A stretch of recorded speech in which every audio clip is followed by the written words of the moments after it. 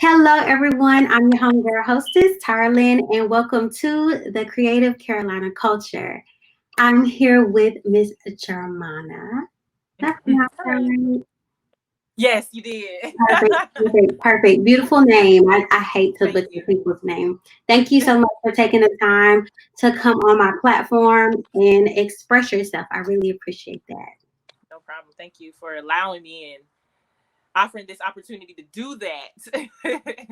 Always, always. It's great to give people who actually have something to say some place to say it. Right. So, introduce yourself to those who don't know of you. So my name is Germana. I'm a vocalist and actress within the community. I've done a lot of theater. I love theater, first of all. Let me just put that out there. I've done a lot of theater shows in the community. Some things I've done at Raleigh Little Theater. I've done shows at JTP in the area. Just all over doing a whole bunch of things and entertaining and acting and singing, doing what I love to do in the area and hopefully one day, very, very soon, I get to branch out and showcase my talent in other areas. I'm also the founder and creator of Lamont Cliff Foundation for Science and Technology, which is a organization that basically helps children in lower income communities and lower income schools progress. That we try to provide the tools that they need in order to progress in the fields of science and technology. That's really interesting. A black woman in STEM. Not Right, too many that you see.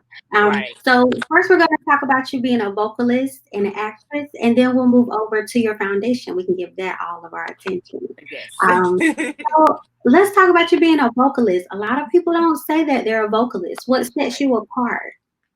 So, a vocalist to me, I was raised in a family of singers and vocalists and singers and dancers and entertainers and people who love entertainment and music, right? And it was always instilled in me that if you're going to do something, whatever it is, you have to study it and be your best at it. Mhm. You just don't go at it or go into it halfway. So when I say vocalist, I say that because I studied the art of singing. I have been singing since I was about 3, 4 years old. And I don't just sing a song. I study notes and I study different things and what goes into singing and what goes into maintaining a great uh, maintaining a great tone, maintaining a great pitch. All of that stuff is important when you are a vocalist or when you are a singer. I've had a lot of practice and study. I was introduced to opera in high school by one of my by one of my course teachers, and that totally opened me up because you don't just do it. You don't just Yeah, sing it's opera, hard. right? Yeah, So you can see it, be like, oh, I could do that. I could. You don't just no, do it. you No, no, no, cannot. no, no. So that really turned me on to like Mhm. studying my craft and not just saying, oh, I sing, and not knowing what comes with that, not knowing, the job and the work that you have to do that comes behind that. So I pride myself in knowing my Mhm. stuff when it comes Yes, to music, when it comes yes. to different artists, when it comes to, when I hear something, I can hear a sample or I can hear an instrument, I can hear something and I can just pick it out and I can know what flows, what goes together. Or this should be here, this should be here. So it's a lot of studying, a lot of research, but that's because that's what I want to do. That's my craft. That's just like if you're a doctor, you don't just go in and say, "Oh, I can put a band-aid on it and it will be fine." Sure. You have to study. You have to study different things in order to excel in your field. So that's why I call myself a vocalist because Mhm. anybody, not to put anybody under bus or say No, anything bad, say but it anybody can because it's sing. true. Anybody can hold a note. Yes. Anybody can do that. Little yin yin around the house. Anybody can do that. I can. Anybody I can know do I that. can, girl. I know I Right, like, can. that's fine. That's fine. But if you are trying to flourish in this and make money and pass it on to other generations and teach, then you should know, you should research, you should study, you should know your stuff. So that's why I call myself a vocalist, because like I said, I'm in theater as well. And in theater, I had somebody tell me, or I read somewhere, that in musical theater, you really can see who can sing. You sure can. I love musicals. Yes, like, because that's live. Yeah. That is not that's raw. That's what you gonna get is what you go get. What you Right. see is what you gonna get on the Right. stage. So and that also helped me, because the way I thought it sound, or the way I think it sounds, is totally opposite of what it really is when you do it. So studying that and knowing the ins and outs is really important to me. So that's why I call myself a vocalist, because I'm forever researching, I'm forever studying my voice, and making sure that I can do things that I thought I could do, but I really can't do. So now I got to study it, and now I gotta, now I gotta actually, hone in on that. So that's why I call myself a vocalist, and not just a singer.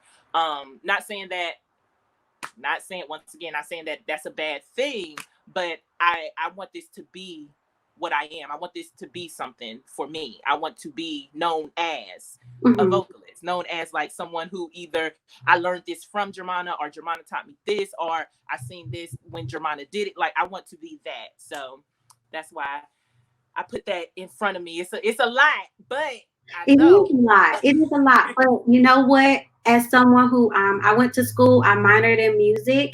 I had to take singing lessons at 8 in the morning, and my Dr. Peyton, she taught me opera. And that is exactly why I'm not a singer or actress, because I was in theater class. I had lessons, and I just found out that I cannot sing and I cannot act. When I got on stage, I got clammy. I froze. People think it's easy, and it's not. It's not easy at all. You definitely have to have a hunger, a passion, and a want to know, because you're like, oh, I can act.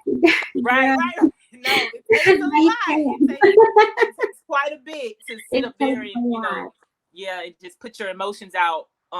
Not even your emotions. Sometimes you never even experience this thing that you're doing, and you have to ask questions. You have to be like, okay, so what would I do?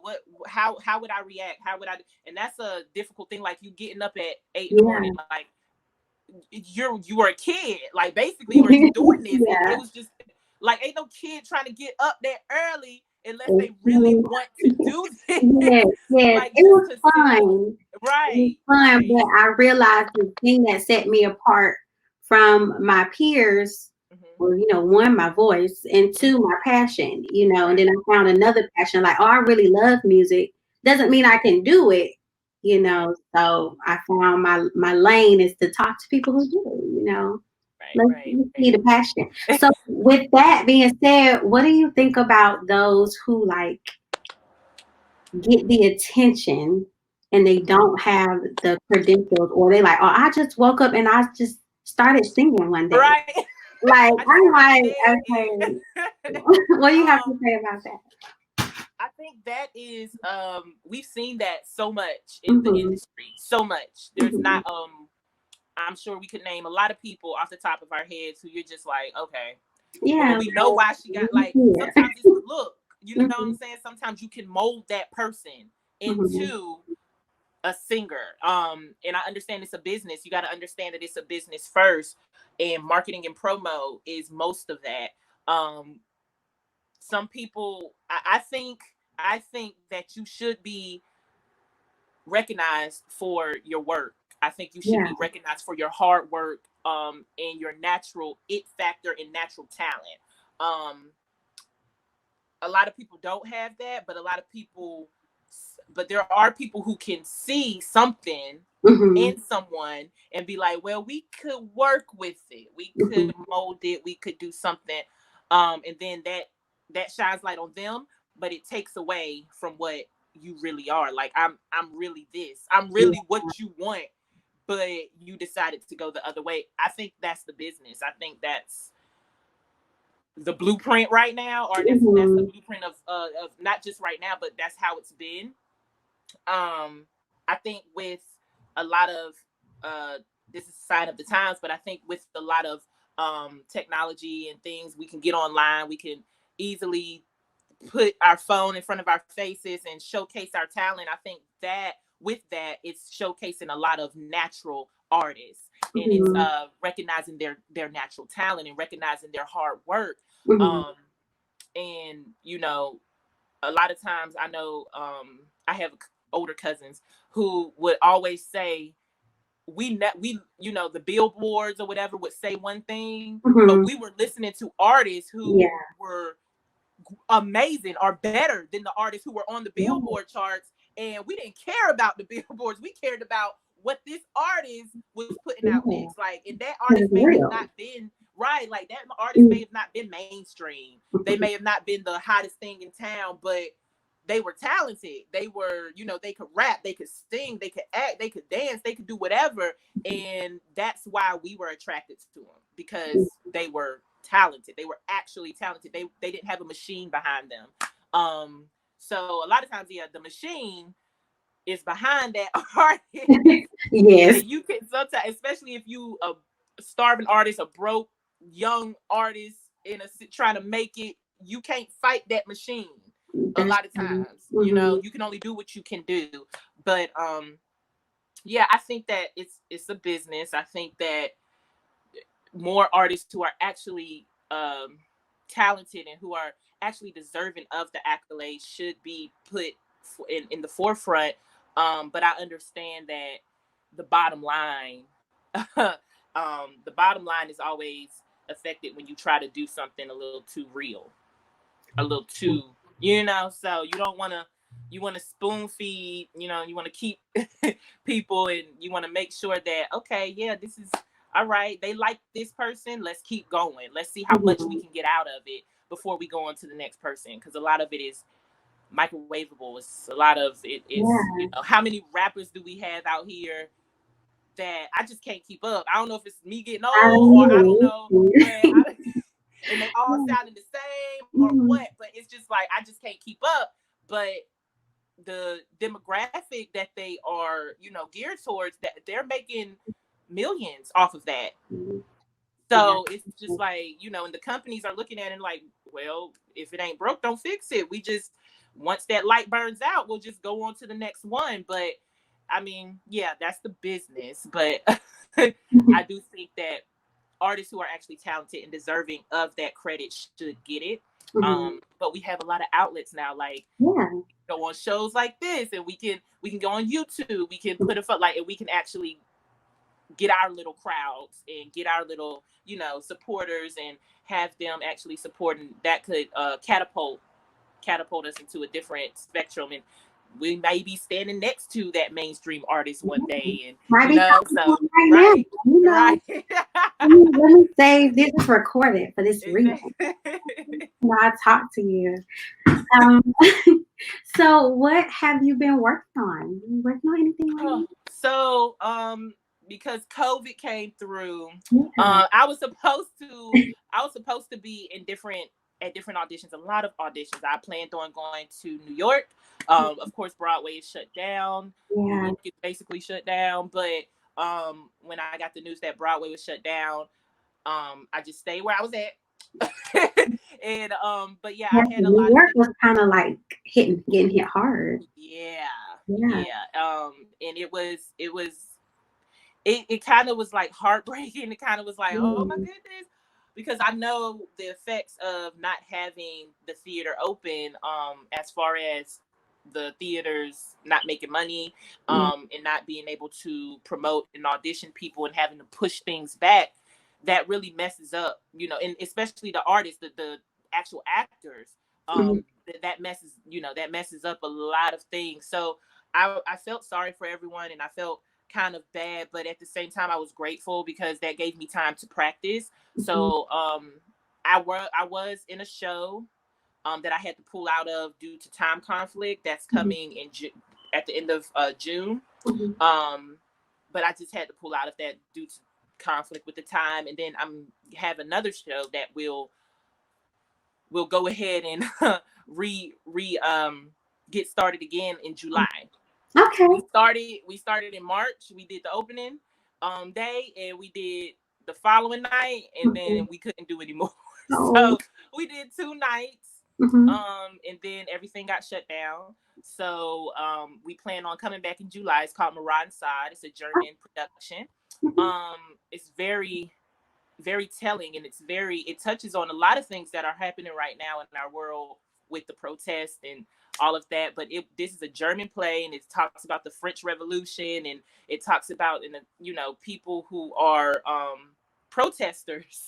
They're Mm-hmm. actual protesters against the government, and they have the leftists and they have the right people, and they have like it really touches on a lot of things that are happening now. But this literally was something that was happening way before all of us. So it's kind of Oh, yes. interesting.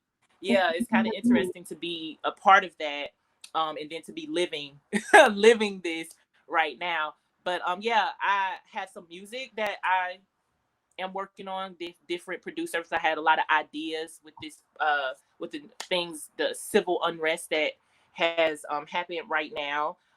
Just bringing in a whole lot of different ideas for myself and my foundation. Um, Rebranding. So I sat down, I Yes, read we some. all are rebranding. Right. I sat down and I read some things. I watched some YouTube videos, and Mhm. I learned some different things about marketing and promo and rebranding myself. And that's what I've been doing. I've just been researching and making sure Yeah. that I stay in front of a camera, whether it's studying, whether it's researching, whether it's interviewing with you or interviewing with others. I make sure that that stuff is getting out, because this isn't going to last forever. Yeah. And I want to make sure that the connections that I had and the new connections that I am making, we can flourish. Yeah. Because once everything gets back to normal, oh my goodness, like it's gonna be It's it's gonna gonna be be crazy. crazy, Yeah. right? People just So gonna I'm wanna just release, yeah, connect. right. Like we just waiting to get out of here. We just waiting to get out the house. We just Yes. waiting. But yeah, that's what I've been working on, and I have a lot of things, a lot of ideas. I just met with a lot of people at Raleigh Little Theater, Mm-hmm. and I introduced some ideas about workshops for young black kids, young black adults. Mm-hmm. I introduced some ideas about workshops for screenwriters and playwrights and things like Wow. that. Yeah, so I'm excited about that. And I introduced some things about a creative co-space, a space where Oh, young people of color could get together and they could share ideas, or they could create their ideas within that's that space. beautiful. Yeah, so I would love to I be a have part of that. Yes. right. Yes. Connect Right. with me on So that. all That's a of that beautiful is just, thing. I have literally taken a break, because I used to, before like the COVID and stuff, and a little bit after, I was focused on like acting and stuff, and I'm still really focused on that, because that is Mhm. my ultimate goal. I use my artistry to uplift and help. But now I have the time to actually streamline these Mhm. ideas as far as like my humanitarian things, and making sure that I volunteer, and making sure that just all these ideas now that aren't cluttered in my brain, they're Mhm. like ironed out, because I had them there. It was Mhm. just so much going on that I You couldn't give it just, time. right, I just couldn't like find the time to sit down and actually do this. So yeah, it's starting to iron out. I'm starting to understand different things, and like I said, rebranding, marketing, learning about that, and making sure that I don't overload myself once again. Mhm. That's a given though. I just know, I just have to learn, like, when that happens, sit back, relax, and streamline. So Mhm. yeah, that's what I've been doing, and I'm pretty excited about those things. That's a great use of your time. So I Yeah. think you're well rounded. You said humanitarian in the Hmm. arts and in STEM. So Right. Right. like you're all over the place, but you sound like you got it all together. Right. Right. Tell us about the STEM portion of your life. All right. So the STEM portion of my life got it Mhm. from my dad. So Lamont Cliff Mhm. is my dad. Mhm. It's a combination of his first and last, or his first and middle name. Mhm. Lamont Cliff Foundation for Science and Technology. I created this a long time ago. It wasn't even Lamont Cliff Foundation. It was Mhm. something. It was something else. Like I said, I've been going back and forth. It's come to this point right now where it's at. I'm very proud of it. I'm very proud of the mission statement. I'm very proud of, what I'm geared towards and what we're trying to go towards. But my father is like, he loves, besides history, he loves science. Yes. I do too. But I love technology as well.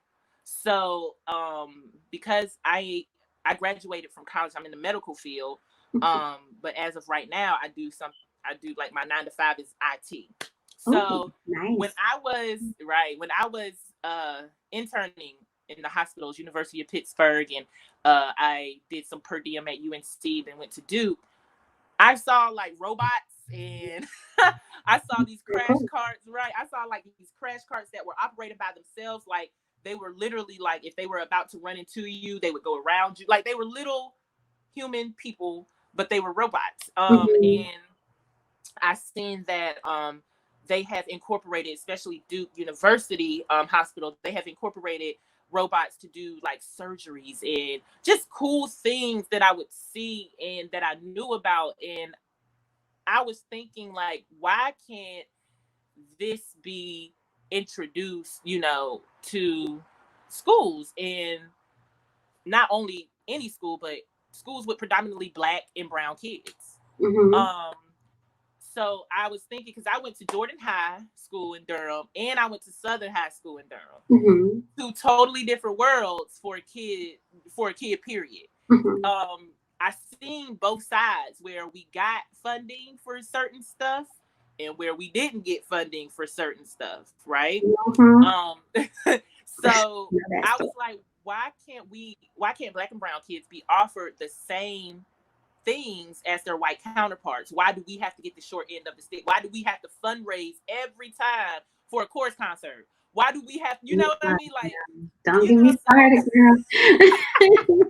So I was just like, this is something that I did more research on, and I spoke to different teachers at, like, not even at just the high school level, but at daycare, middle school, elementary school, things like that. Something like a Durham Academy versus a George Watt, like just a regular elementary school or something like that. And I just weighed the differences. I knew the differences, but I weighed the differences. And I saw that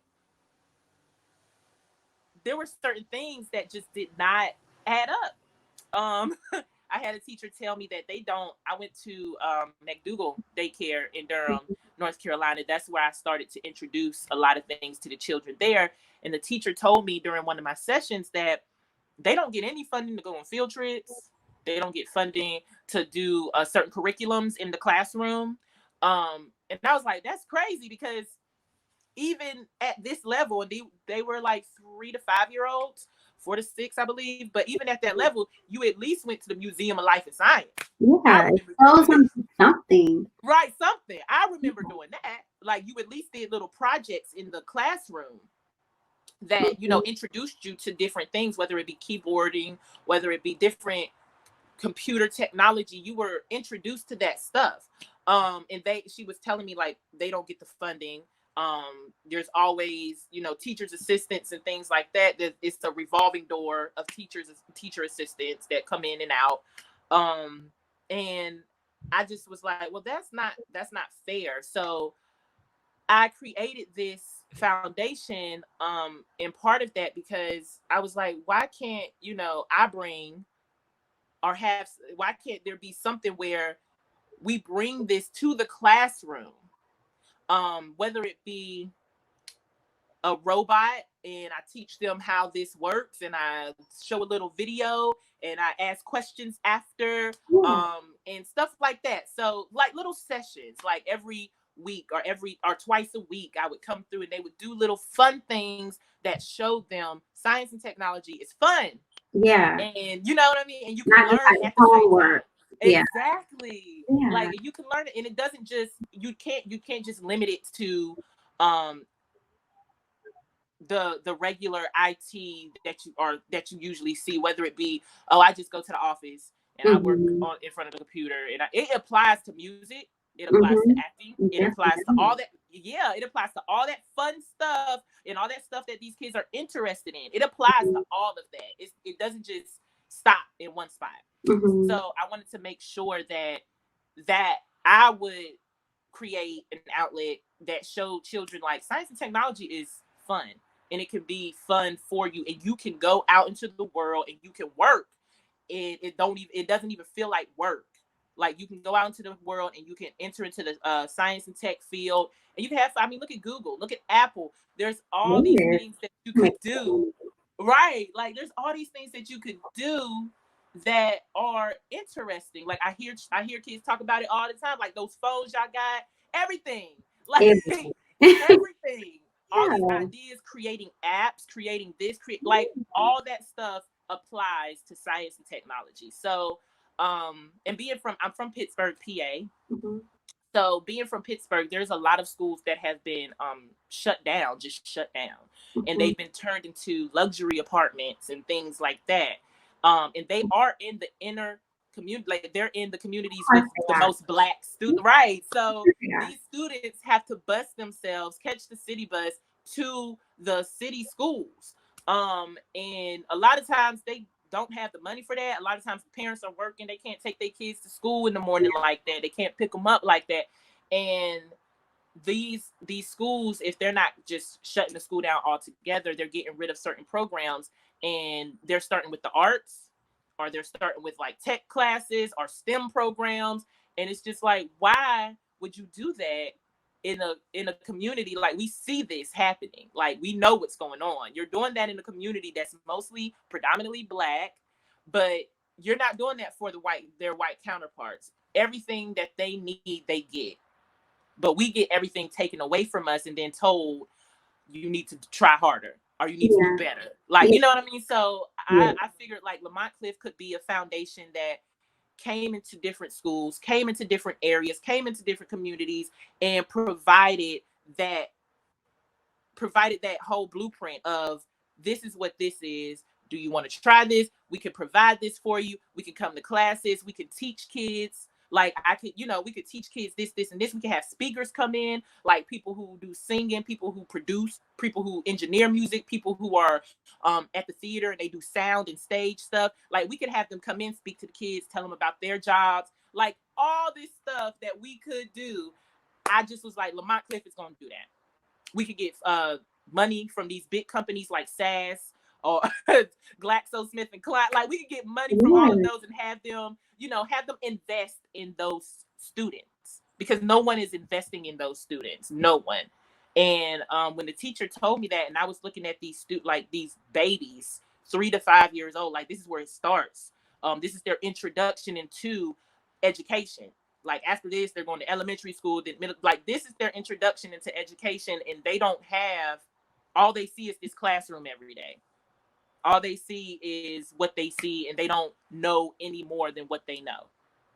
So I figured like Lamont Cliff could be the organization to provide more and to show that this is the world and you have a place in it. Like your place in it is just as important as the white counterpart. Yes. And people will listen to you say all of that, and then Right. they'll say there's no racism, no educational separation in school. See it. You just have to, like you said, try harder. Right, exactly. Like what? We They will they will listen to you say that. All of that right, research right, you just did, and right, still say that there's no, that we put ourselves in those positions to get to where we are now. So I see how you're trying to change the future. right. What are some obstacles you think you may come against? Um, a lot of the number one thing that I've been thinking about is and I don't know if this is a good thing or a bad thing, but I've been thinking about it. Mm-hmm. Making it about Black kids, but it is about Black kids. A lot of companies though don't want to make it about that. Mm-hmm. A lot of companies are like, well, why can't all kids? Girl. Right? Like, well, why can't all kids? And I'm like, well, true, but I'm talking about Black kids right now, like Black kids, because when I went into that classroom, it was not one white child in that classroom. Not one. Not even half white. There was not one. Like, so that's why I was like, that kind of, when I write up the mission statement and, I do things to finagle it because I already know how to, I know the and I know how to get them to, I know how to get them to warm up a little bit. But Black kids, when I mention Black communities, Black schools, or schools with predominantly Black children, a lot of times they try to shy away from it because it's kind of like, well, you just doing Black kids, like, what's going on with that? Because I know a lot of white kids, Asian kids. Well, that's fine, and there are programs for them. Yeah, people around the world will donate to them all day, every day. If it's not now, it's later. Like, they will get what they need. Too many times I have seen Black children not getting what they need, no matter what. Too many times. Too many. Right. And there's nothing specifically for them, for Black children. But they want Black children to enter these programs that are really not Black friendly. Like, you have a chance. You may have a chance. Like, go ahead and fill out the apply, register. You may have a chance. We're going to give you the same opportunity on the surface level. We're going to give you a chance to apply. Exactly. Yeah. And then 9 times out of 10, now you applying, and you still haven't gotten anywhere. But I think that, that's a systematic type of thing. Like, that's what you said. Like, we have too many Black children who aren't catered to. And then when you do, if they do get into these programs, it's like a token. It's like a quota. Yeah. And it's like, we don't want your charity. We're not a charity case. We should be treated the same as our Asian counterparts, our white counterparts, or whatever. But, we're not a quota. We're not just saying, we're not someone to just sit there so that you could say, you guys have opportunities for everybody, and you got 2 Black kids. You got 2 Black kids, and one of them half Black, and then the rest of them are Asian, white, or whatever. So that's not, and I've seen that a lot. I've seen that too many times. I've been part of that when I was getting my scholarships and things like that. Like, it's kind of like throwing us a bone, and that's not something that, I don't appreciate. I don't really appreciate that. It's kind of insulting to say, well, you know what, here, because I know that y'all are going to say this and do that, so here you go. We'll do this for you. That's not the same as just, before we said something, you wasn't going to do anything. So there's that. But yeah, I just see too many times with a lot of different programs, especially when it comes to education or science and technology programs, that a lot of kids aren't really offered that. Because they probably think, they're not going to do anything with it. Right. Counting them out, just discounting them out. Right. Interested. You never know. Like, right. You never know. And when I went into my experience with interacting with the kids and doing these sessions, they are very inclined. I bet they are. Instead of reading from, textbooks. Oh my goodness. Put the iPad in their hand and teach them how to use it to break down. Like, they love it. Yeah. They answer questions. Like, I gave them 5 questions after each session. I question, we watch a little YouTube video learning about stuff, and then I give them questions. Oh my God. Like, every question is answered correctly, and then they got more to add. Like, I have never been. I was like, okay, well, like, even me at the high school level, I was like, all right, well, okay, 5 questions, hurry up, all right. But these children are like in there, like, they really are focused and they pay attention, and this is something that interests them. And being in that classroom and having that repetitive thing, I think that really gets to their kids. They have to have something to, they have to play, they have to have something to do, do other stuff. And that repetitive curriculum that they have is just not it. That's why people think, oh well, they not doing nothing, they ain't gonna do nothing. You see, they over here, they supposed to be paying attention, they not paying attention, because they're bored. Yeah, they're bored. you're teaching them things that, I mean, to be honest, they won't use in life. Exactly. I don't recall too many things that I've learned in the classroom that I've used in my life. Exactly. Like nothing that I've used. And I had one or two teachers where they went off the curriculum and taught us something. And those things is what I actually used in life. Yeah. Those things that weren't on the curriculum that they actually went off book and taught us is something that I say, oh, dang, I actually am using this, and I'm glad that I was taught this, because I would be asked out if I didn't know. So yeah, like stuff like that. And then, you know, a lot of, they try to write us off and try to say ADD, ADHD, and I'm not putting anyone down, because that is an actual thing. But a lot of times when you are dealing with children and you just see that, oh, here we go again, 8 in the morning, I know what we're gonna do, and then we're gonna at 10, and then at 12 we're gonna eat. Like they're looking for something to do. At that point, they're just like, okay, who can I bother? And how can I get, how can I have a little bit of fun? So, you can't just write them off. A lot of times, like, and when I did the sessions, I noticed that they paid attention. They were interested, and they just loved the fact that all of this stuff was not only like something that knew that they were learning, but it was hands-on. Yeah. They can actually touch it and feel it and understand it that way. And they, it was tangible to them, and they knew that, okay, this actually exists. This is actually something that I could probably do at home. I could do this, and I could go, and they could play with each other and do things. So, but it's yeah, an extension of the arts, if you think about it, because they're creating. Yes. They're creating. Yes. So they don't get to be creative in normal everyday school. They have to be informed, know. So not. And a lot of times, I know the teachers said they don't even get the money. They don't get the funding to even bring in stuff like this. So Lamont Cliff comes in for that as well, because a lot of times, yes, you do need the money to ask people outside of the school to come in and do sessions and provide little things like, oh, could you bring iPads for this class of 15, and we're going to create an app, like we're going to do coding today. Could you possibly do that? That costs money. I know that costs money.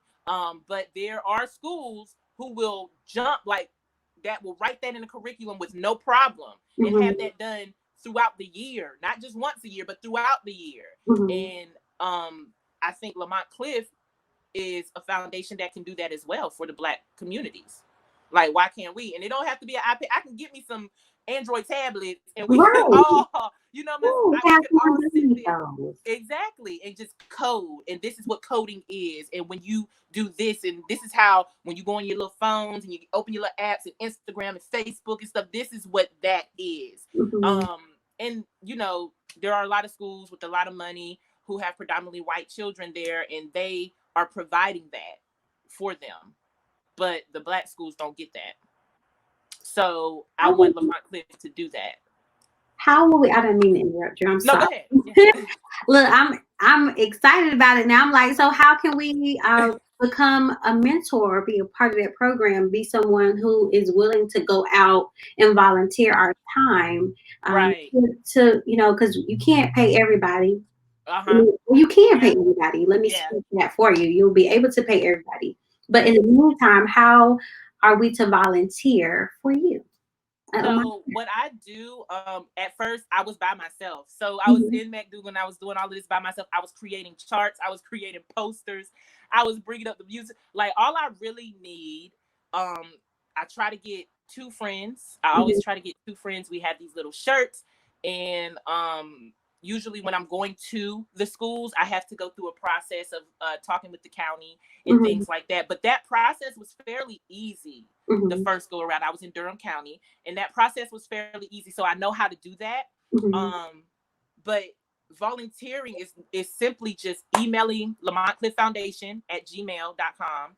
let me know you want to volunteer. What I do is I usually do it during the school year. I don't know how this school year is going to go. Yeah. A little bit I up in don't the know. We gonna see.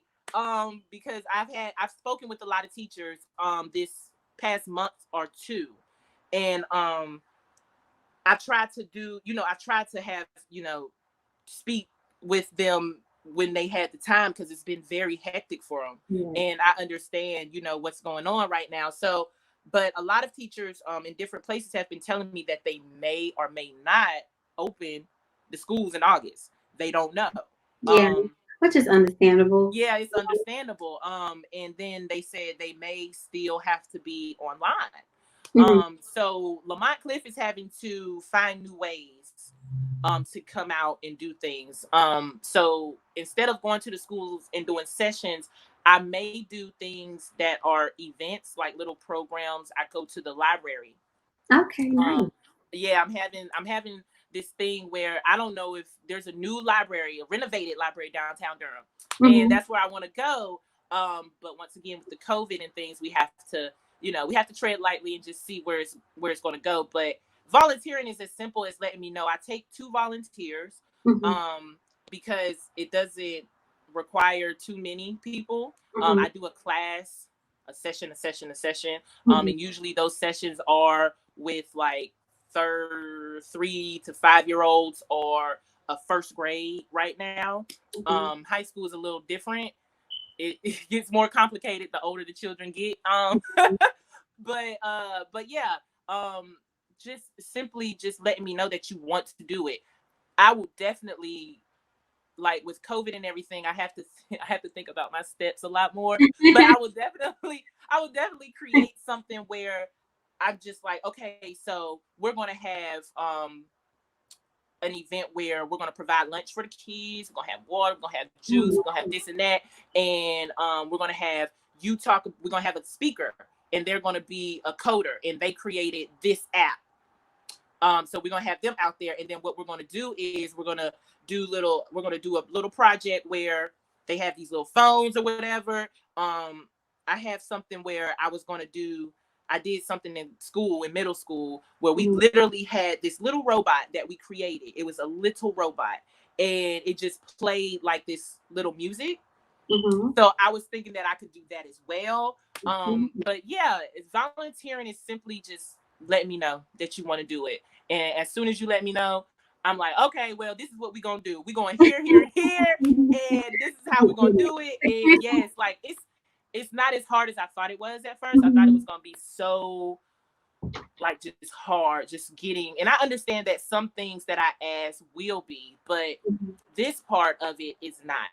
It's kind of like simply me asking, simply me talking to the correct people, making sure that I get in front of the correct people and letting them know that this is what I want to do and provide for the city. So a lot of times, and like I said, with COVID, there are a lot of things that have been switched, flipped upside down, thrown around.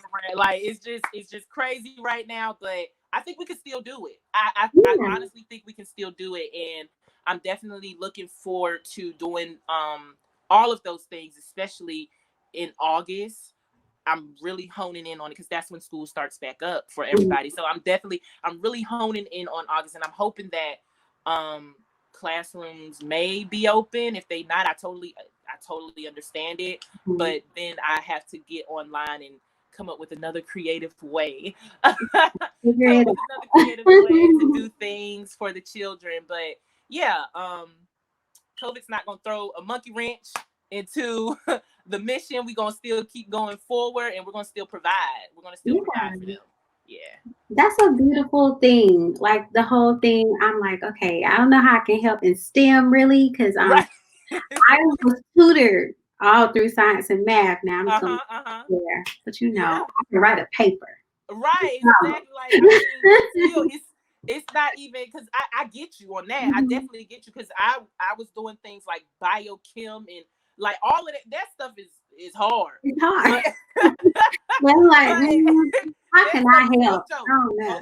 Okay, that stuff is no joke. Okay, but it starts somewhere, right? If you have, like you said, you were tutored.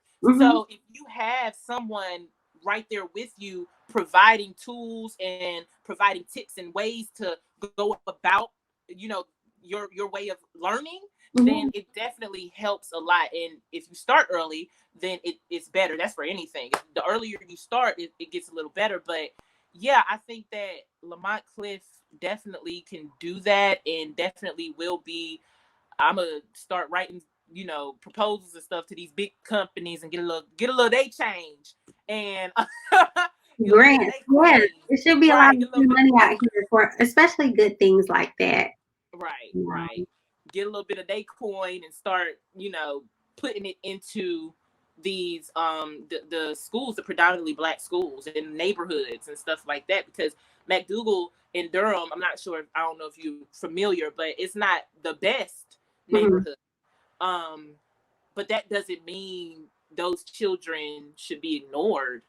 You know, that doesn't mean there isn't a mind or many minds in that neighborhood who are innovative and creative and, you know, want to learn. So I think it's important to, you know, put that on Front Street and let people know, like, hey, we got scientists, we got lawyers, we got doctors, we got people who we got we got people who are going to be CEOs and creators and founders of Fortune 500 companies and like we have all of that. So why aren't we provided with the same tools that the white counterparts are? Like, why aren't we given the same opportunities starting from an early age? You know, we Such need a to. beautiful segue. Black Right. educational lives matter to Black Lives Matter. Uh-huh. Obviously, a disconnect It's yes. happening in the world. Yes. Yes. And that's why you see all of this defunding the police, because it's redistribution of the, you know, property tax. Like Hmm. put a lot of it into the schools and put a lot of it into like when I was in school, we did have police. We had like Durham County police officers, we had gang unit, we had we had all of that stuff. I mean, we even had metal detectors Hmm. at our school at Southern, like all of that, to have these police in there who knows what would have happened if something like small as, like, we had fights all the time and the police were still there. Hmm. So like it's like, you know, but a lot of times if you gotta invest in the children, because after they come out of there, they go into the world and they create, Hmm. they fulfill, they add on to. And when they are given the example of, you know, this can be what you are, this can be who you are, then they go out into the world prepared for, not only they're prepared for failure, but they're prepared for success, and they're prepared for success in all fields, not just something that someone said they should do, not Yeah. just football, not just basketball, not just rapping, not like, you are prepared for all fields because you've seen the example, you know Hmm. that you can do it. So and you were provided those tools to do it. So I truly believe that Lamont Cliff Foundation is organization that can do that, and I'm excited about where it's going. Hmm. It was a long road. It's still a road, but it's not Yeah. as long as it was. It's not as long as it was before, but yeah, I'm proud of where I'm at now with it. And yeah, I hope to flourish. I want to flourish the black community and put everything into black children and growing up, because they'll pass that along when they Yeah. grow up. They'll pass it along, and that's just a recycling of what you can do, what you can be, and, success. So That's a beautiful message. With the Black, you focusing on Black lives, Black educational lives. How has this movement affected you personally, the Black Lives Matter movement?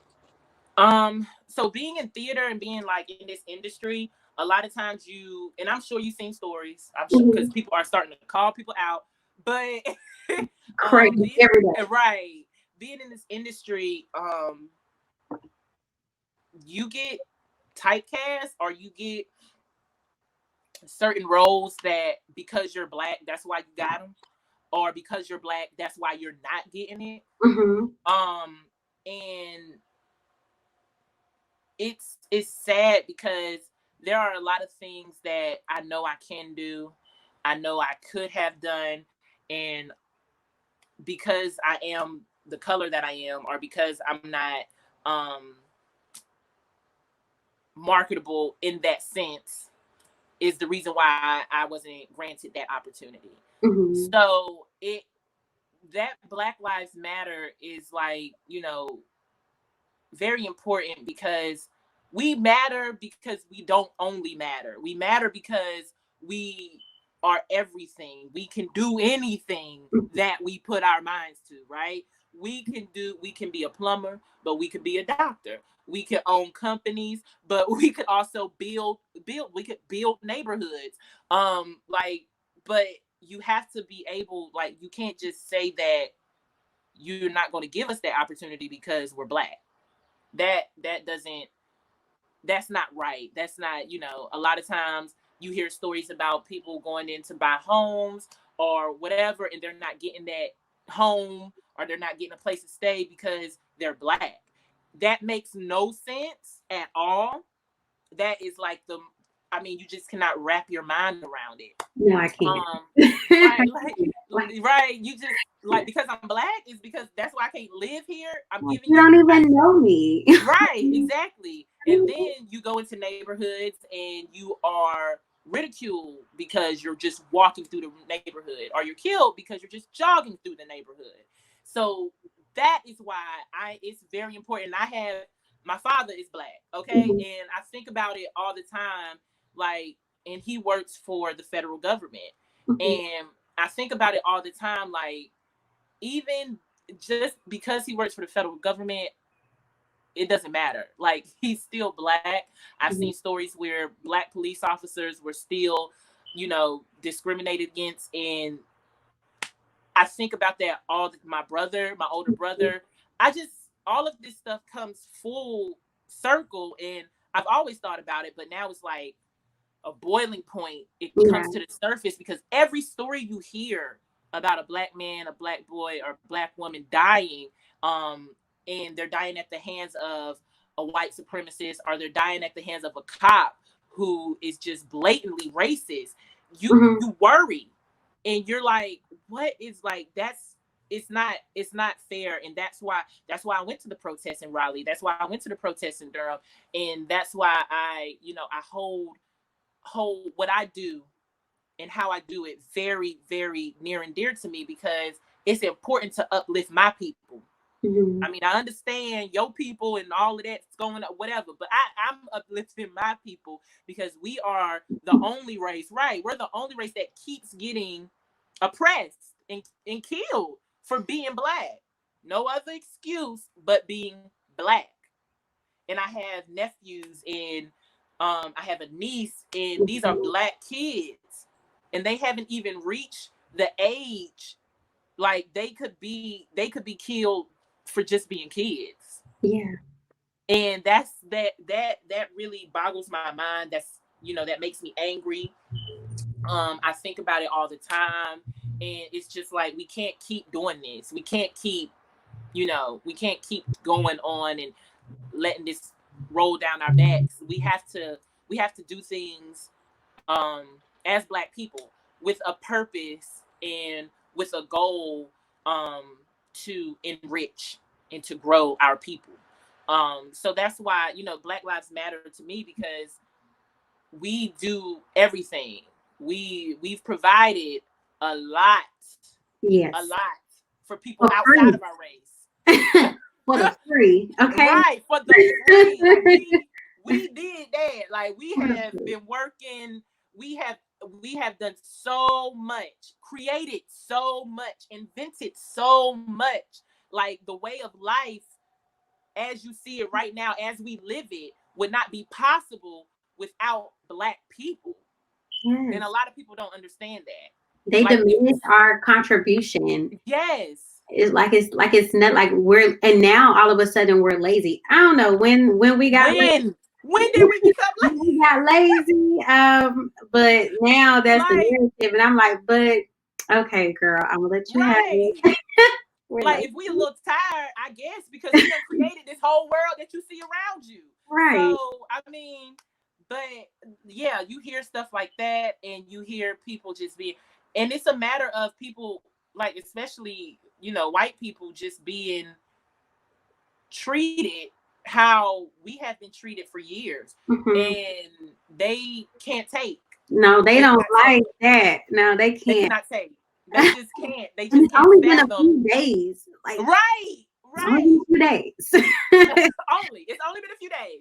Calm down. They just can't, like, they cannot fathom being treated unjustly and unfairly, and for no reason. A lot of times it's not even unjust or unfair. You're just being treated how you should be treated. Right. It's like, you know, toughen up a little bit. A lot of times it ain't gonna go your way, and they're not used to that. No, and that's a problem too, because that means there's an underlying understanding, and there's an unspoken secret where white people know that they have some sort of type of superiority when it comes to being white. So yeah, like that, we have to end all that. We have to, and I'm not saying like I'm against white folks or it's just totally over. Yeah, right. I'm just over. Right. It's just too much entitlement. Because you're white, you supposed to get more than me.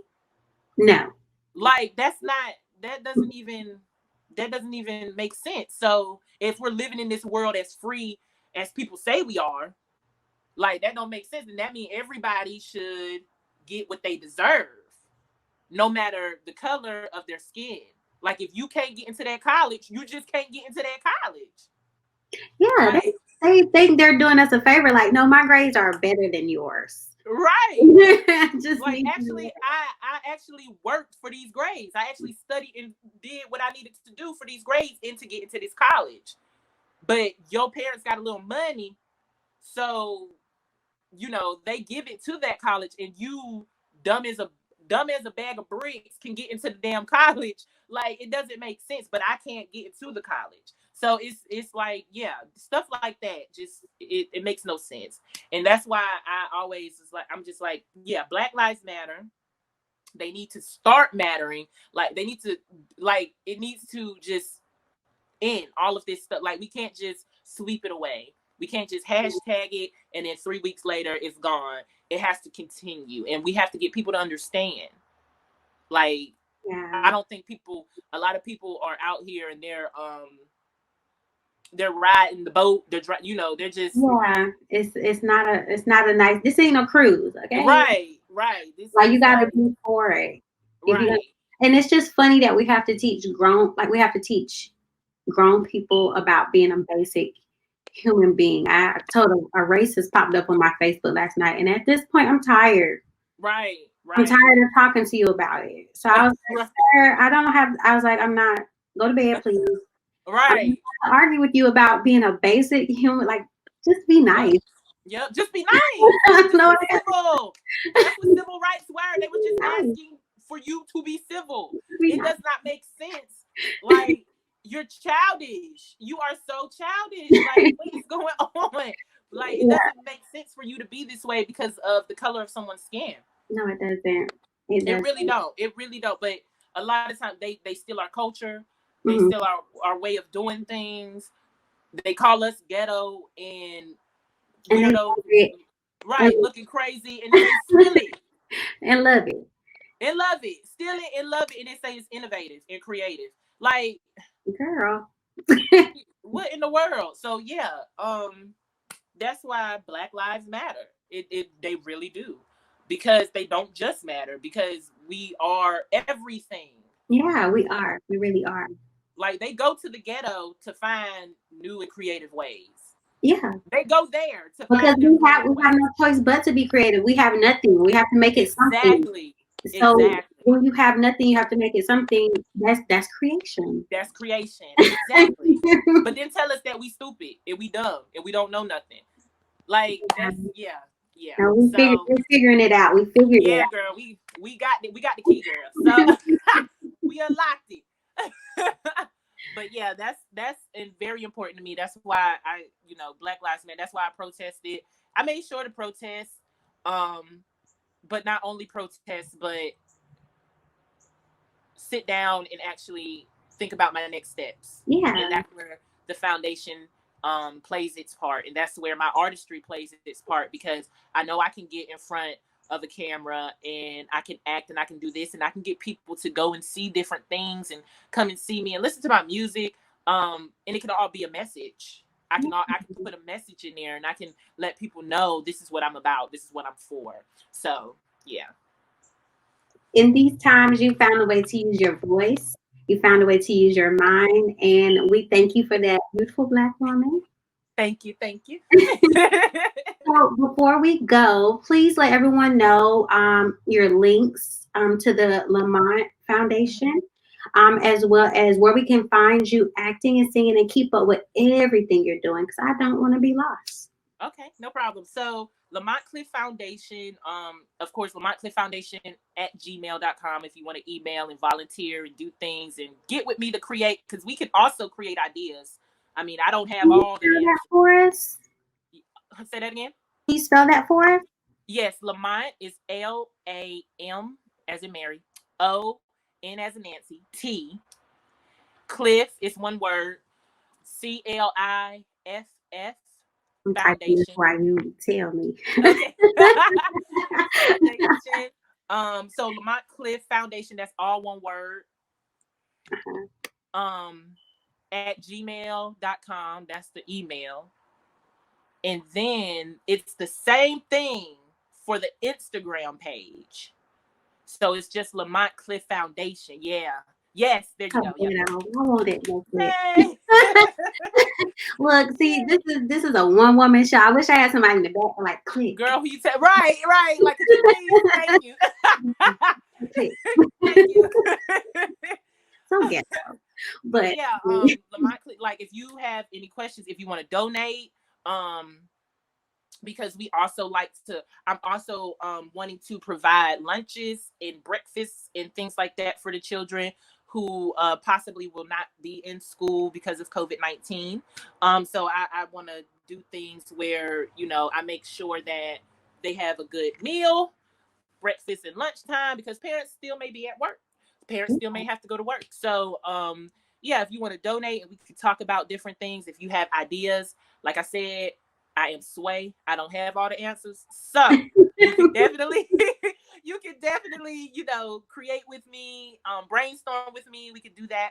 And you can go on the Instagram page as well and DM. And then as for me and my acting and singing, it's Germona, Germona _ Yep. I had that one ready. Oh yeah, you did. So yeah, that's Germona _ I am going to be posting a lot more now. I had to take a break, girl. I had to take some time off. I understand. Yeah, so it was a lot. I had to take some time off of social media. But yeah, that's definitely, I'm going to be posting a lot of stuff as time goes by. Like I said, a lot of theaters have canceled their seasons for the rest of this year. But there are little things that I have going on as far as film acting. So I would definitely, post those and promote those and have those out. But other than that, yeah, just hit me up. Like I said, we can brainstorm, we can send ideas. And yeah, that's it. Well, thank you so much for your time. This has been a very, how can I say it? Like, look, I can't find my words. I'm just to know that someone is out there, putting their money where their mouth is. Right. Well, we need to do better in school. No, you created something. You got to create, yeah. Yes. A lot of times you ask, and they'll be like, okay. But sometimes you got to create your own thing. Yeah, create your own table. Yeah. I want to see that. Okay. Right. But thank you so much for being here with me today. No problem. Thank you for having me. No problem. And thank y'all so much for watching. This is your girl, TyraLen. Make sure you follow me at #TyraLen on all social media platforms to keep up with creatives like Germona. Yes. And we will see you next time. Bye, everybody. Bye.